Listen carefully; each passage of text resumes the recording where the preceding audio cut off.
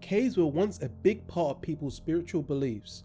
Not only were they places of shelter for our ancestors, but they were also used for religious practices.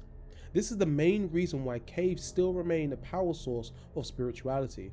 Mysterious caves and temples can be found all across the world and don't seem to be going anywhere anytime soon. The Zabaleen are a Christian minority in the country of Egypt, and their name can loosely translate to mean garbage people, because they were once Upper Egyptian farmers that decided to call themselves this after realizing that scavenging through waste was more profitable than farming. In 1969, the governor of the city of Cairo, the capital of Egypt, decided to move all the Zabaleen at the base of Makatam Cliff and built a church for them to satisfy their religious needs. After the church burnt down in 1976, they moved the church into the caves of the cliff and called it the Monastery of St. Simon. Presently, it's the largest church in the Middle East and was built into a pre-existing sloping cave. In addition, it can house 20,000 people, and each year, thousands of Christians make pilgrimage to the cave each year. The Golden Temple of Dambulla is a cave complex that has brought pilgrims into Sri Lanka for 22 centuries. Instead of one cave, there are over 80 known caves in the complex in total.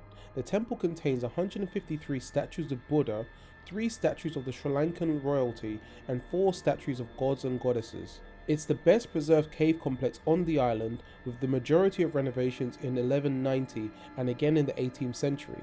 Inside you can see Buddhist murals that cover over 2,100 square meters of wall space. Some archaeologists believe that the ancient Sri Lankans resided in the caves long before Buddhism even existed on the island. On a hill called Galert Hill in Budapest, you can find a cave church that was once home to a hermit monk.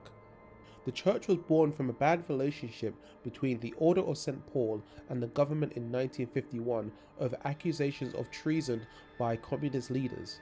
The abbot of the order was executed and the remaining monks had to work in labour camps. Shortly afterwards, they sealed the cave of the church with over 2.5 meters of concrete. The cave reopened in 1989 and all of the church's services are now made of concrete. In the town of Zipaquirá, Colombia, there is a church that is built 200 meters underground inside a salt mine. The salt mine is the largest known deposit of rock salt in the world, and the Muisca people exploit this natural resource and turned it into their profit.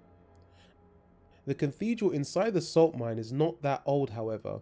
It actually opened in 1995 and required over 226 kilograms of salt rock to be removed. In addition, the cave has hundreds of coloured lights which illuminate the walls and cause the salt to shimmer. In the 12th century, because of the invasion of the Kingdom of Georgia by the Mongols, Queen Tamar ordered construction of an underground sanctuary to avoid the marauders. In 1185, an underground fortress was created inside the solid rock of Erisheli Mountain. The fortress had over 6,000 apartments, 13 levels, a throne room and a gigantic church with a bell.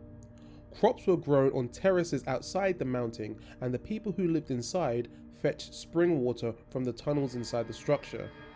The cave complex was strong enough to withstand Mongol attacks, but an earthquake destroyed the 3 quarters in 1283.